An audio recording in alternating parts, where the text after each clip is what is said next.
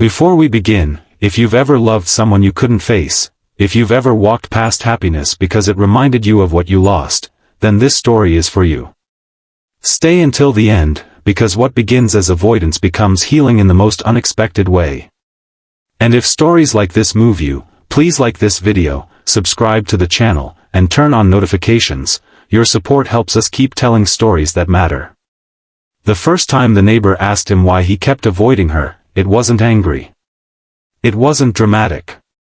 It was quiet, almost gentle, and that somehow made it worse. "Why do you keep avoiding me?" she asked. He froze with his keys halfway to the lock, his son's small backpack hanging from one shoulder, the late afternoon sun casting long shadows across the narrow hallway of the apartment building. For a moment, he considered pretending he hadn't heard her. He had perfected that skill over the past year, looking straight ahead, moving fast, shrinking himself into silence. But this time, she was standing too close. This time, her voice cracked. He swallowed, his jaw tightening, and finally said the truth he had been running from. "Because looking at you hurts." Her name was Claire Bennett, and she lived in the apartment directly across from his. She was white, early 30s, soft-spoken, with kind eyes that always seemed to notice too much. She worked long hours at the local library and smelled faintly of coffee and old books. She smiled at everyone, even when they didn't smile back. Especially when he didn't. Malcolm Reed was 38, black, exhausted in a way sleep never fixed, and raising his 8-year-old son, Isaiah, alone since the night his wife died.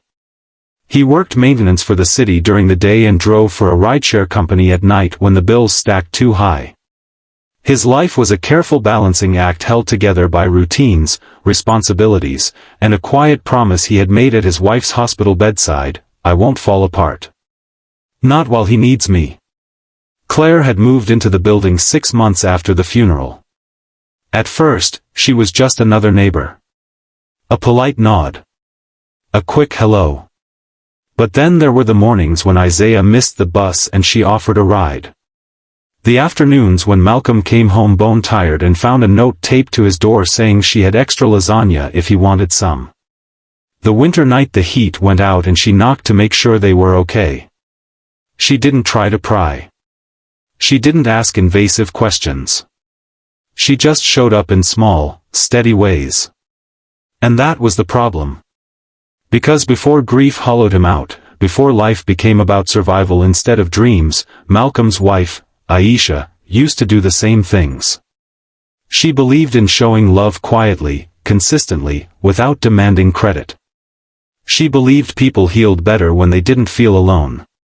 Claire reminded him of that. Every time he saw her, it felt like someone pressing on a bruise that never healed. A reminder of the man he used to be. The future he was supposed to have. The woman who should have been standing beside him instead. So he avoided her. He learned her schedule and adjusted his own. If he heard her door open, he waited. If he saw her coming down the sidewalk, he crossed the street. Not because he disliked her, but because he liked her too much for someone who wasn't ready to feel anything again. Claire noticed, of course. People always noticed when you pulled away, especially the ones who cared. That afternoon, after his confession echoed between them, neither of them spoke. The hallway felt too small, too heavy with unspoken things. Isaiah tugged gently on Malcolm's sleeve. "Dad," he whispered. "Did I do something wrong?" Malcolm's chest tightened instantly. He crouched in front of his son, forcing softness into his voice. "No, buddy. Not at all." Isaiah glanced at Claire, then back at his father. "She's nice," he said simply, the way children do when they see truths adults complicate. Claire smiled sadly. "I didn't mean to corner you," she said. I wanted to understand." Malcolm stood slowly, exhaustion etched into his face. "Understanding doesn't always help," he replied. "Sometimes it just opens doors you're not ready to walk through." She nodded, though it was clear that answer hurt. "Okay," she said quietly. I won't push. And she meant it. For weeks after that, she kept her distance. No notes. No extra food. No lingering hellos. She respected the boundary he had drawn, even though it cost her something to do so. Malcolm told himself this was better. Cleaner. Safer. But grief is a strange thing, it doesn't shrink when you avoid it. It just waits. One night, months later, everything unraveled.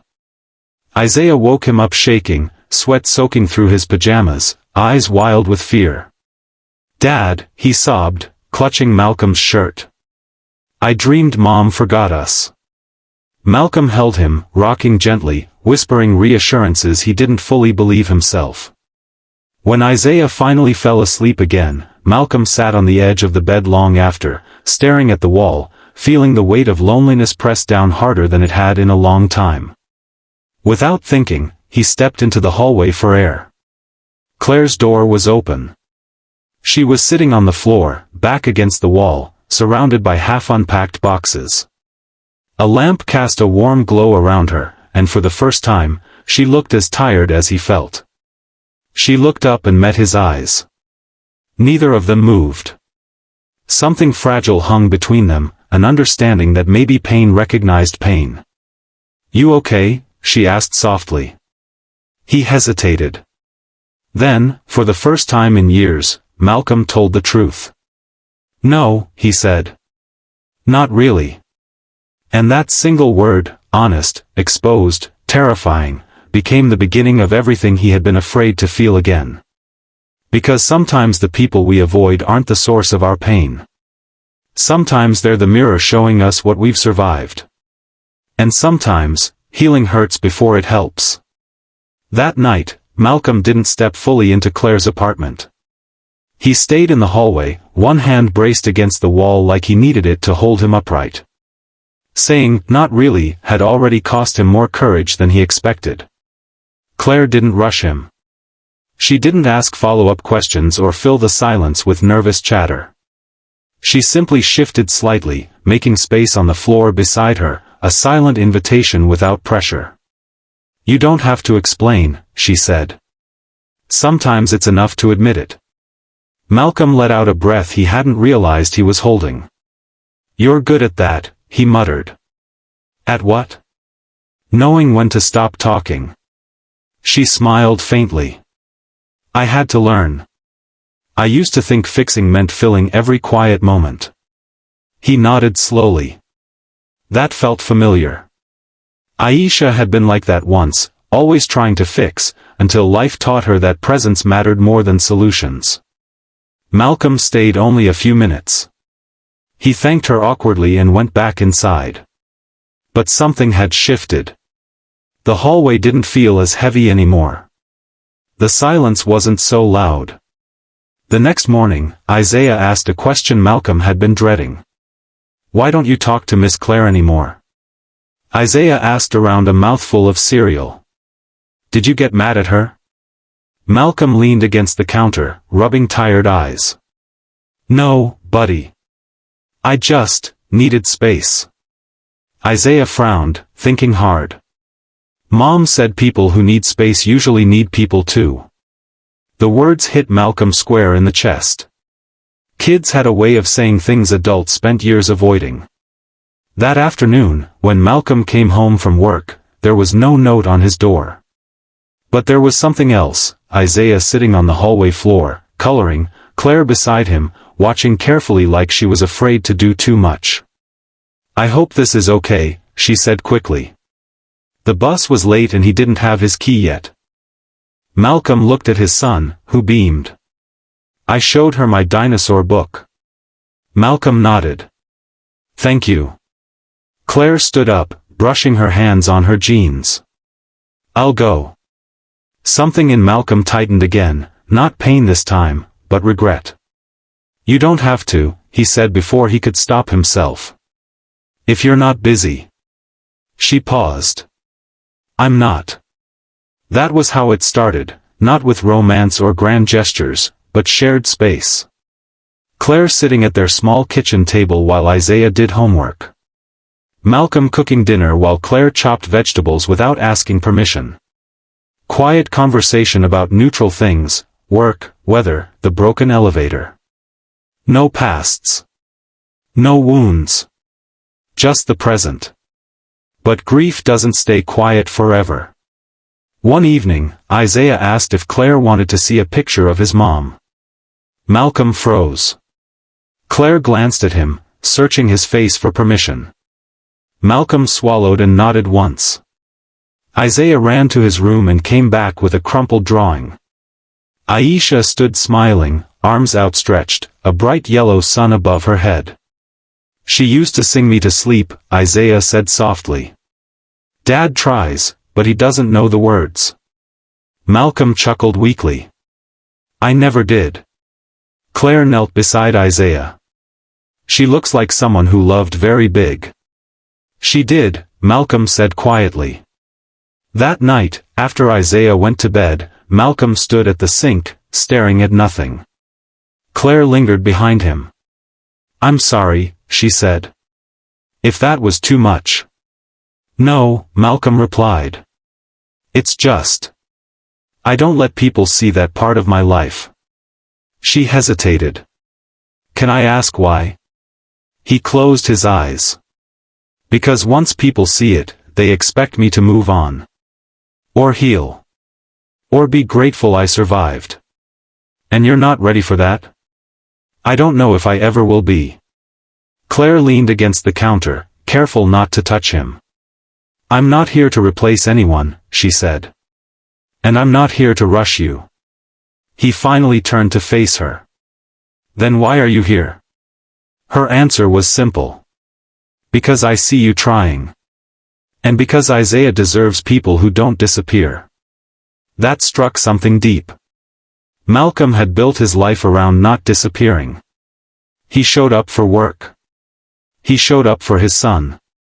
But emotionally, he had been gone for a long time. Weeks passed. Their routines intertwined naturally. Claire became a steady presence, never intrusive, never demanding. She listened more than she spoke. She laughed easily, especially with Isaiah, who adored her. But the world outside their apartment wasn't as gentle. One afternoon at the playground, another parent stared too long. Whispered something. Claire felt it before Malcolm did. "Is she his mom?" the woman asked someone nearby. "No," came the hushed reply. "Probably the nanny." Claire felt heat rise in her face. Malcolm heard it too. He didn't say anything, just packed up Isaiah's things and left early. On the walk home, his shoulders were tense, his silence heavy. "I'm sorry," Claire said finally. "I didn't mean to put you in that position." He stopped walking. "You didn't. The world did." She nodded, eyes glossy.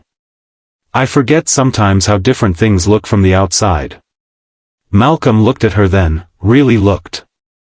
"And I forget that you don't." That was the first time race entered the space between them, not as an argument, but as reality. Later that night, Malcolm lay awake, thinking about how easy it was to let someone into your home, and how terrifying it was to let them see your truth. Claire was kind. She was safe. And that scared him more than loneliness ever had. Because caring again meant risking loss. And Malcolm Reed wasn't sure he could survive that twice. But healing, he was beginning to learn, doesn't ask permission. It just shows up, sometimes in the form of a neighbor who refuses to look away. Malcolm started noticing the change before he was ready to admit it. He smiled more. Not big smiles, small ones that came without effort. He laughed when Isaiah told ridiculous jokes. He found himself listening for Claire's footsteps in the hallway, recognizing the soft rhythm of them the way you recognize a song you didn't know you missed. That scared him. Because joy felt like betrayal. Some nights, after Isaiah fell asleep, Malcolm would sit alone on the couch, the apartment quiet except for the hum of the refrigerator, and guilt would settle in his chest like a weight. Aisha's face would appear in his mind, not accusing, just present. "How dare you feel okay?" Grief whispered. And yet, life kept moving. Claire never pushed for more. She didn't flirt openly or cross lines. But there were moments, small, almost invisible ones, that carried weight. Her hand brushing his when they passed dishes. The way she remembered how he took his coffee. The way she listened when he talked about work, really listened, as if his daily struggles mattered.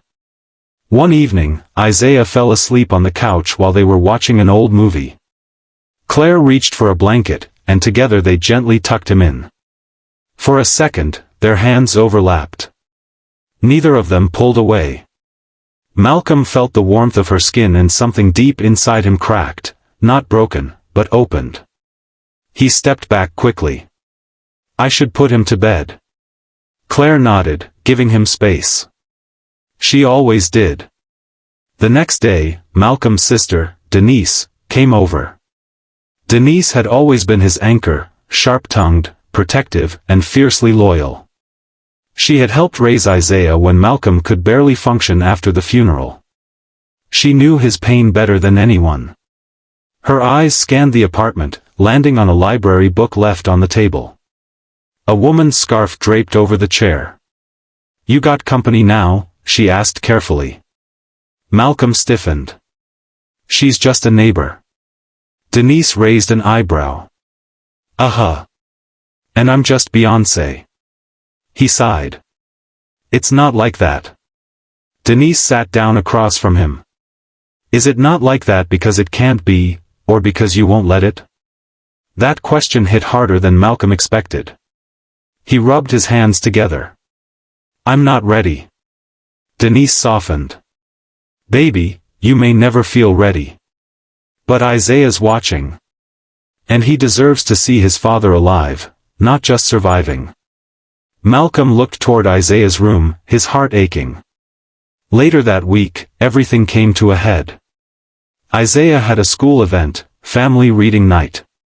Parents and guardians gathered in the classroom, kids proudly showing off their favorite books. Malcolm had planned to go alone. Isaiah had other ideas. "Miss Claire said she'd come if you said yes," Isaiah said, hopeful. Malcolm hesitated. Public spaces made everything harder. Eyes lingered. Assumptions followed. But when he saw the disappointment flicker in Isaiah's face, he nodded. "Okay." The room buzzed with noise and laughter. Parents sat in pairs, some families crowded around tables.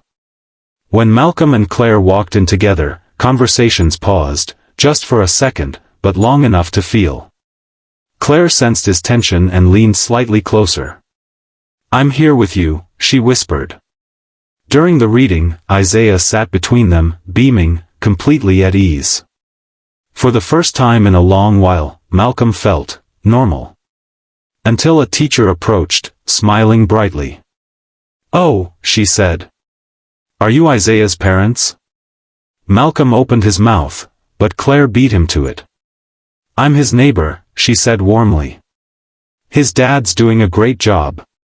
Something about that, her refusal to claim what wasn't hers, her choice to lift him instead, made Malcolm's chest ache. On the walk home, he finally spoke. "You didn't have to do that." She shrugged. "I wanted to." They stopped outside their building. "Malcolm," she said softly, "I care about you. But I won't pretend this isn't complicated. I just need to know, am I hurting you by being here?" He looked at her then, really looked. At the honesty in her eyes. At the patience she never demanded credit for. "No," he said. "You're reminding me of what I lost." She nodded slowly. "And what you still have the capacity to feel." That night, Malcolm dreamed of Aisha for the first time in years. She wasn't sick. She wasn't fading. She was smiling, standing in sunlight. "Love doesn't run out," she said gently. "It multiplies."